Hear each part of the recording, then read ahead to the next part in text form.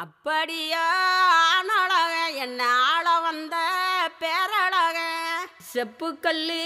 சீரழக சின்ன சம்பவள வாயழக இப்படியா தேரழக இல்லை இன்னும் சொல்லும்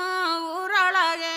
அப்புறம் நான் என்ன சொல்ல என்ன கட்டிக்கிட்டான் கட்டழக